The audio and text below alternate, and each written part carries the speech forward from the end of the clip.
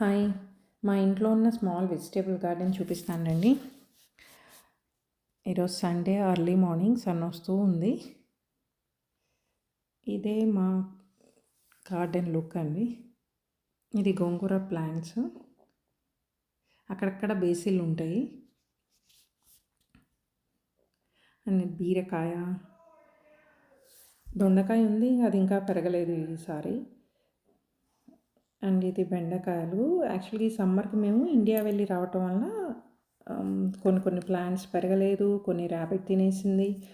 And కొన్ని చెట్టుకైతే పైకి వెళ్ళకుండా అంత నేల మీదే అల్లుకున్నాయి, లేదా పక్కన ఉన్న చెట్లకి అట్లా అల్లేసుకున్నాయి. నేనుంటే వాటికి పైకి దారి చూపించేదని చక్కగా పైకి వెళ్ళేసి అల్లుకున్నాయి.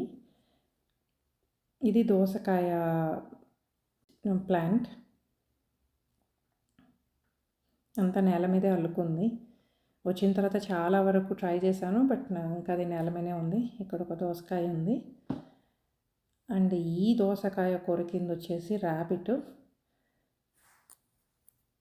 డాలస్లో ప్లాంట్స్ని పెంచటము ఒక టాస్క్ అయితే, ర్యాబిట్స్ నుండి ఈ ప్లాంట్స్ని కాపాడుకోవడం ఇంకో పెద్ద టాస్క్.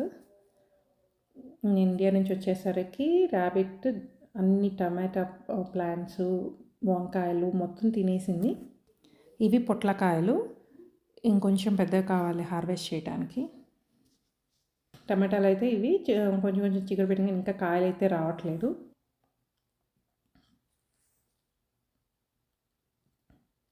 ఇది సొరకాయ.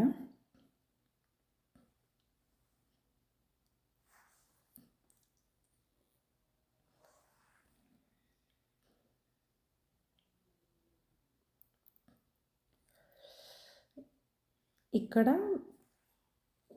కాకరకాయ, బీన్స్ రెండు కలిసిపోయినాయి. నిన్న ఈ కాకరకాయలు మొత్తం కోసేసాను. ఇది బీన్స్ ప్లాంట్, మొత్తం అంతా చెట్టు అంతా పూత వచ్చింది. ఒకసారి అయితే మొత్తం బీన్స్ అంతా కట్ చేసాము. ఇవి గ్రీన్ చిల్లీస్.